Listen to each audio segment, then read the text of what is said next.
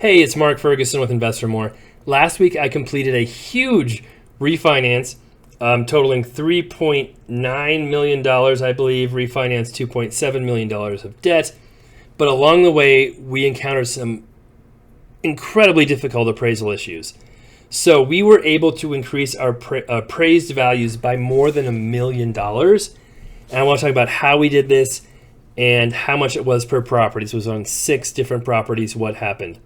Now I've got some real in-depth analysis that I do in this video. I save that for last. So if you really want to get into it, if you're running into this issue yourself, stick around, you can listen to that. For those of you who don't care about all that, I'll talk about the big picture basics in the beginning here and what happened and how we were able to get these values raised so much higher. So first off, the reason I did an appraisal, this is a triplex, one of the properties we appraised. We also did a commercial property, mixed use property, a couple other multifamily properties. Is because I had private money loans on these. So I buy them with private money, often with 100% financing, fix them up, stabilize them, rent them, then come back with a higher value, refinance them with the bank, pay back my private lenders, and move on. So even though interest rates are very high right now, it still makes sense for me to do refinances.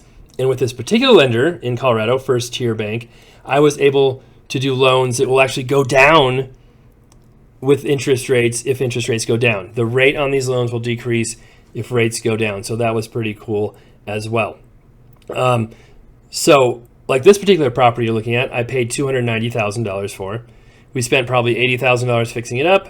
It's a triplex, increased rents from like $1,500 a month for the whole place to $3,700 for the whole place. And we thought it was worth over $500,000 after that. Well, the appraisal came in at $420,000, which was just awful. I'm sorry. But I would buy 10 of these properties at that price, rehabbed and fixed up, if I could. So we were able to challenge them and get them raised up. But that happened on every single property, just a really low appraisal. Now, when I am refinancing properties, when I'm doing this, BRRRR method, buy, repair, rent, refinance, repeat, that many of you have heard of, you always want to expect appraisals to come in low. Refinance appraisals often come in lower than you think a property is worth. That's just part of life. However, these were 30% low in some cases, not just a little bit low, crazy low. And so it took me a while to sift through it, figure out what was going on, but I was able to do that, and we were able to get them raised up after some work and quite a bit of complaining to different people. So in the end, we got it done. But for other people in this situation, there's some things to think about, consider when going through this process. Now, first off, the bank will order these appraisals. So with commercial multifamily, they're more expensive, and they'll usually give you multiple bids about what the appraisal options are, how long they'll take, etc. And here is what those looked like.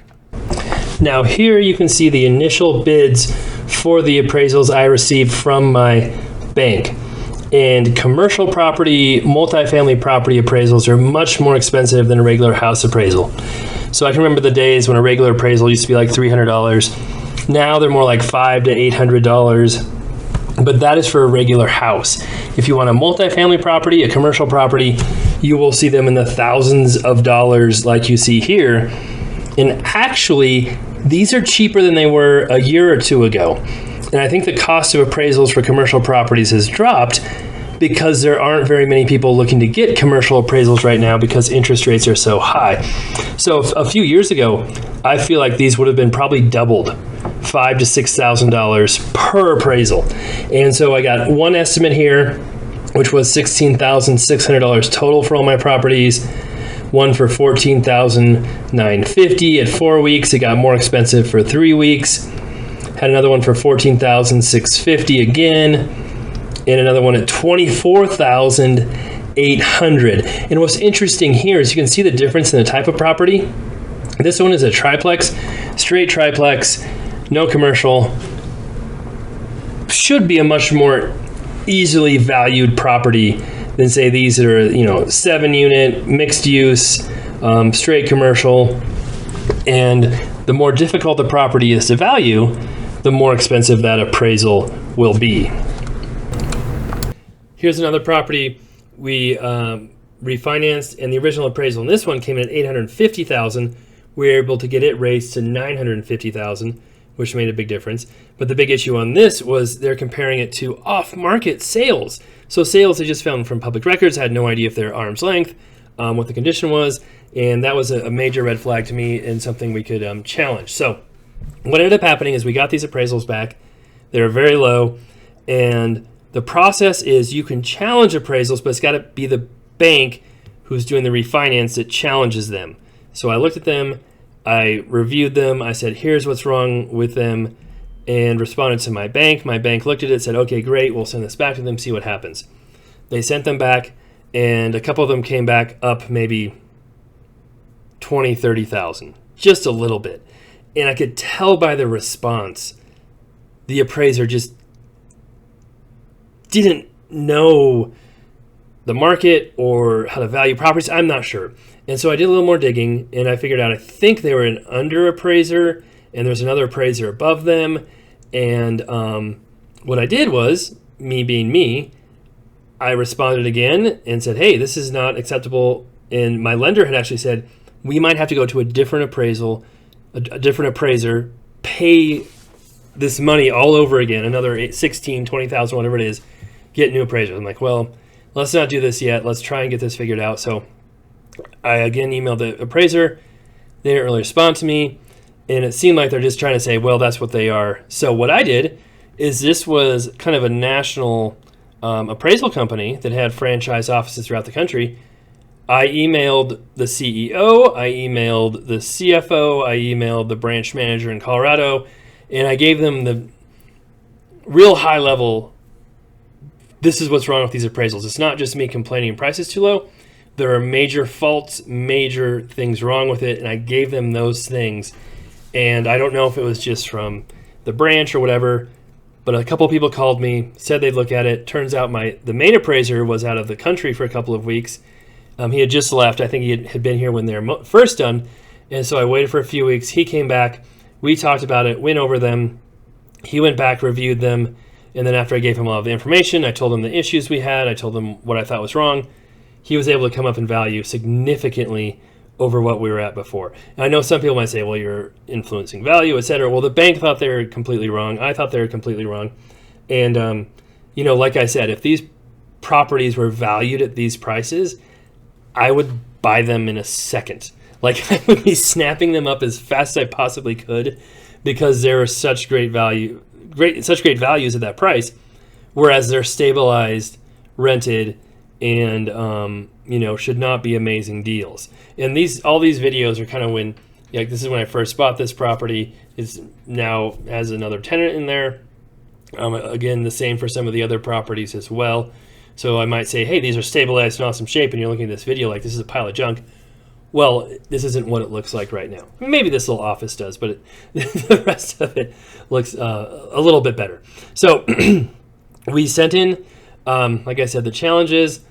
We're able to get some stuff done and able to raise the values on these properties. So, like I said, the first one, we raised the value from, let me just put this in a spreadsheet. Okay, so what we're looking at right now is the 6 properties and my value, the first appraisal, the second appraisal, and the difference.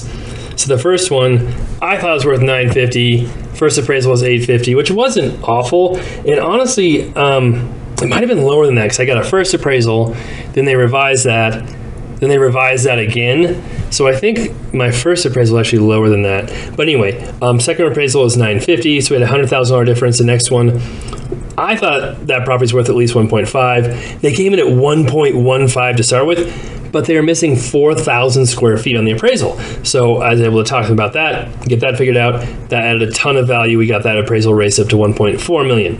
Next one was my value is about 450,000, actually probably more than that, but I'm being conservative. First appraisal was 300,000. That was so low, and got that raised up to 400,000, $100,000 difference. Next one was 950,000 was my value. The first appraisal was 630.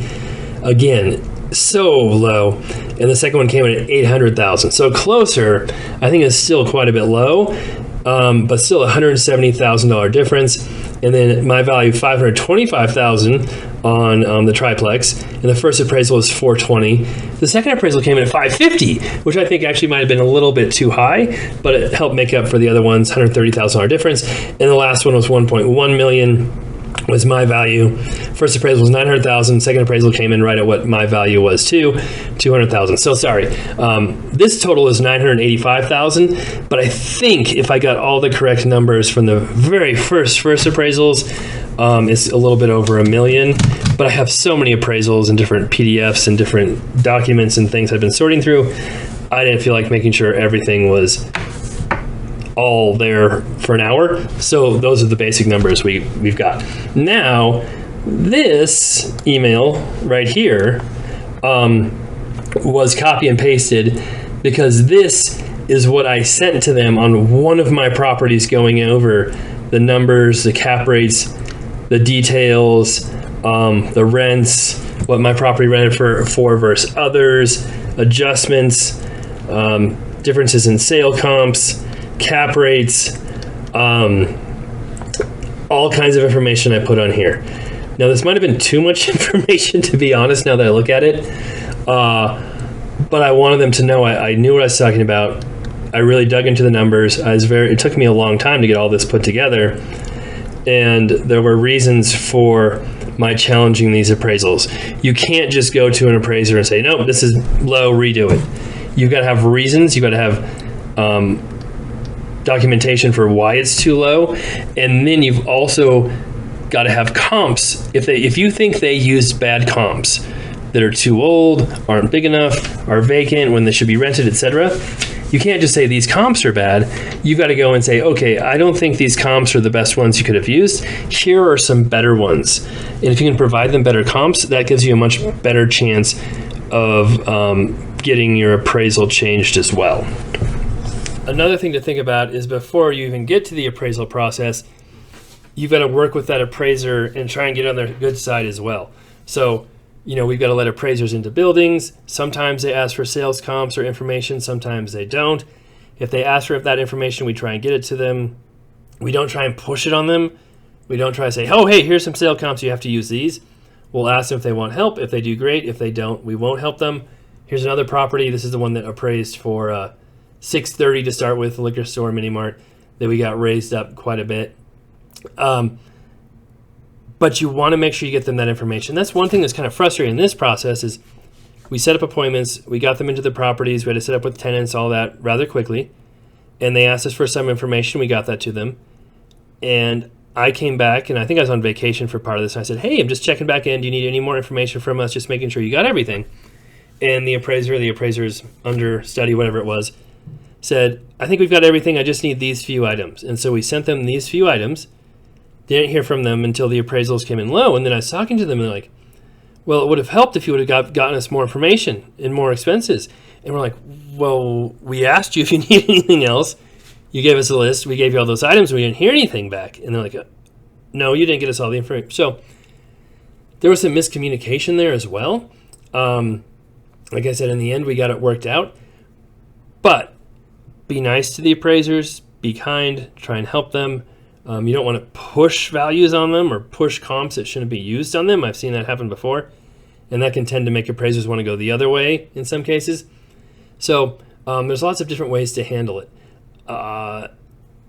It's very tricky, though, because it's so subjective on value and what they can come in at or not come in at. I've also had some crazy issues. I'm not saying these appraisers did that. I had no indication of that. I think most appraisers are good.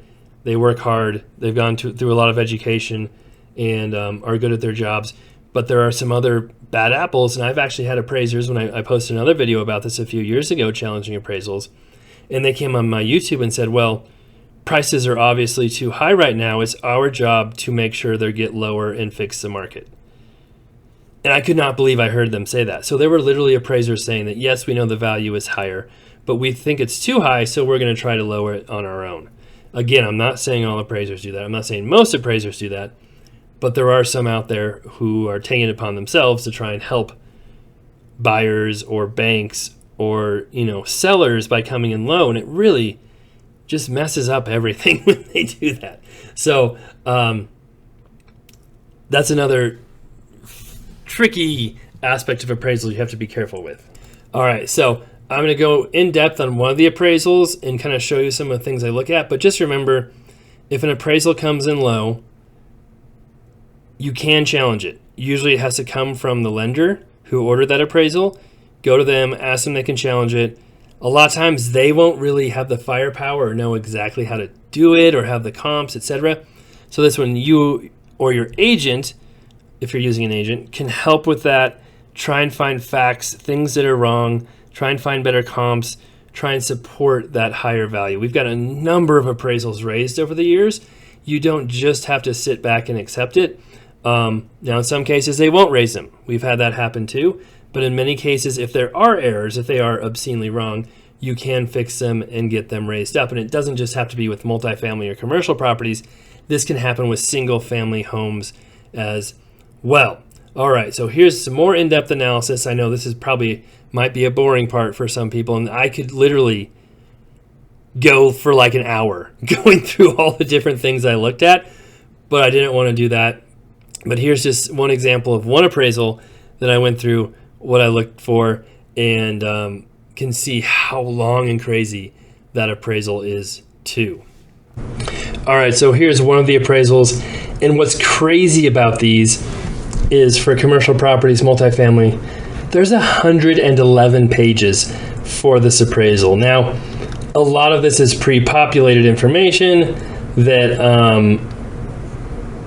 is going to be in every single appraisal or area, but most of it you don't really need. So the value came in at $420,000, which was then raised to $550,000 after we challenged it.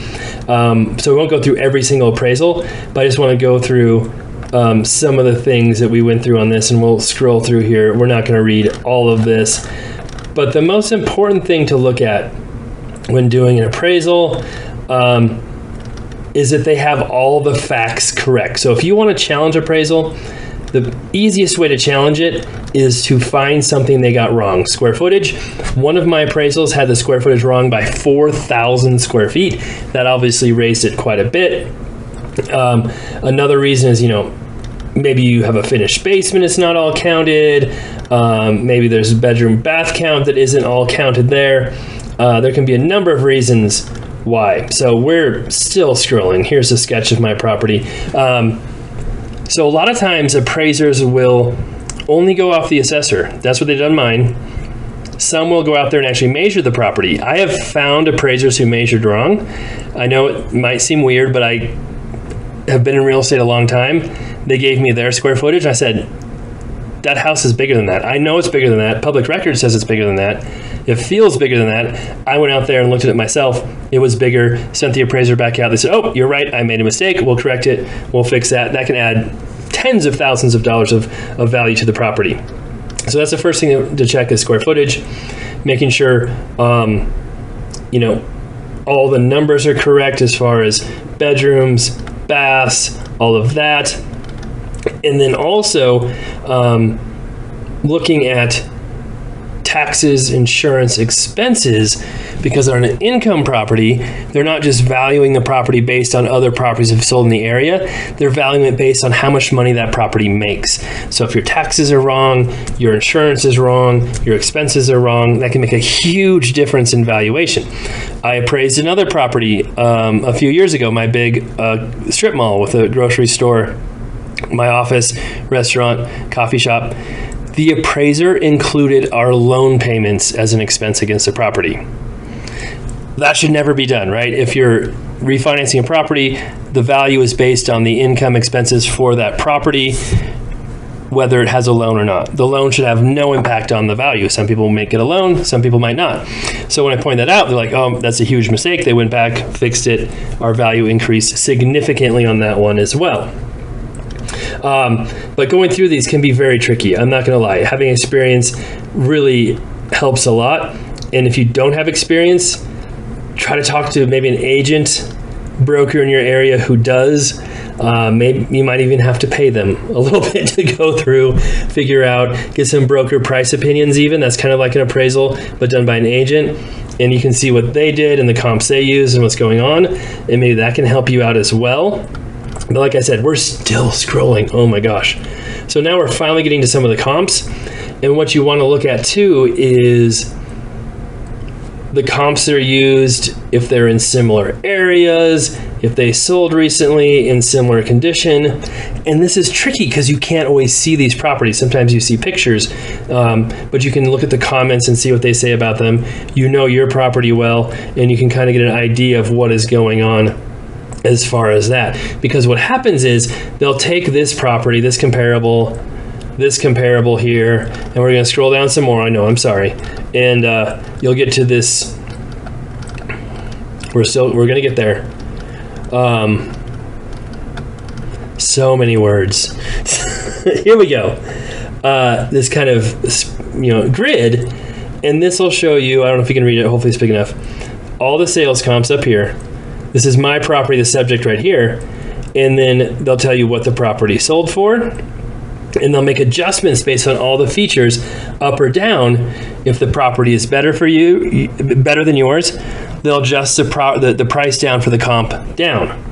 If the property is worse than yours, they'll adjust the price for the comp up, because basically they're trying to get an adjusted price that shows what your property is worth. So again, I don't want to go through all of this, but the main things to look at are kind of square footage, if they're using square footage, unit types, how they're making adjustments, condition, location, all types of things. And the really crazy thing they did on my appraisals is they were comparing it to properties that were not rented and vacant. So commercial properties, multifamily properties that were vacant, not rented. Mine were all rented, rehabbed, in good condition. And they made no adjustments for properties that were not rented and vacant compared to properties that are rented and stabilized. Especially on commercial properties, that makes a massive, massive difference. And I was able to point that out eventually and get some of these changed, all of them changed and increased in value. Now, the other tricky thing to do is they value properties on cap rates, and knowing how cap rates work and the differences between gross cap and net cap is important. Appraisers don't really use gross cap rate. Gross cap rate is before any expenses are taken out. They like to use net cap rate, which is where they take all the expenses out. But what they did on my properties, again, I'm going to scroll down here, and I'm sorry, I'm doing this again. These are rent comps where they decided how much my property would rent for. And if somebody wants to pay me to look at appraisals, I could do that too. Although it's tricky if it's in an area I don't know well. Maybe not. That's tough. We're still scrolling. Oh my gosh, there's so much. Okay, here it is. So here's where they took expenses off of my property. They said it has a potential rent income, expense reimbursements. That's for utilities. So you tenants pay utilities, but maybe the landlord pays them and the tenants pay us back. But in most cases, I think the tenants pay them directly. Laundry income. So we've got this income here, and they take out 1% for vacancy, collection loss. They take out management, utilities, trash service, maintenance, real estate taxes, insurance, replacement reserves. All of these expenses are taken out of my income, and you come up with this net operating income, and then they apply a cap rate to that. The huge issue with mine was they were taking comparable properties and figuring out what their cap rates were based on pretty much a gross cap rate. So maybe they took out a few expenses, but hardly any. Then they had my properties and took out as many expenses as they possibly could, and then applied the same cap rate. So I know this is very confusing to a lot of people, but basically it made my properties look worth way less than the comps because they took way more expenses off my properties than they did the other properties they were comparing it to. And I pointed that out as well. And another reason I was able to get my appraisals raised and increased in value. So I don't want to go too crazy into this, but that's just the real basics on how we were able to get them changed, as far as numbers, figures to look at, explanations.